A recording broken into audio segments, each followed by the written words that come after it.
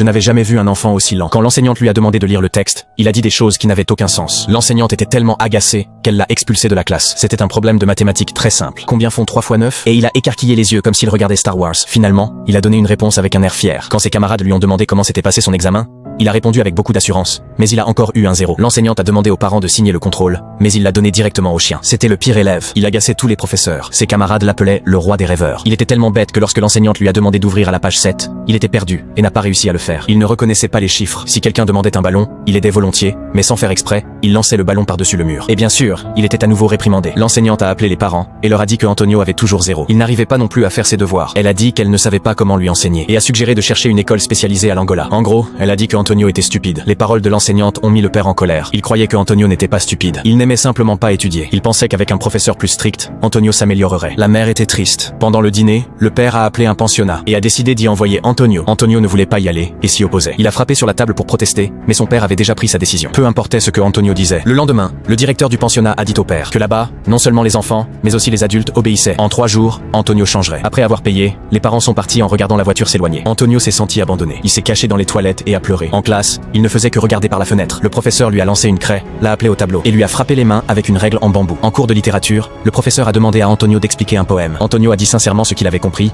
mais le professeur lui a répondu qu'il disait des bêtises. Depuis son arrivée à l'école, Antonio recevait des gifles et était moqué tous les jours. Mais il n'était pas paresseux. Il n'arrivait tout simplement pas à apprendre. Pour lui, les chiffres et les lettres semblaient avoir des jambes. Il sautait partout et n'avait aucun sens. Mais quand il disait cela, personne ne le croyait. Il ne recevait que des insultes. Jusqu'à ce que, ce jour-là, il finisse par se mettre en colère. Il a jeté des feuilles déchirées sur le tableau, cassé des crayons et des règles. Et pour finir, il a lancé son sac à dos. Il est monté sur le toit, a regardé en bas, se demandant quel était le sens de la vie à ce moment-là. Son camarade de classe est arrivé, a fait semblant de trébucher, et par une ruse, l'a éloigné du bord. Ce camarade était son seul ami. Il ne pouvait pas l'ignorer. Ce même jour, un nouveau professeur d'art est arrivé à l'école.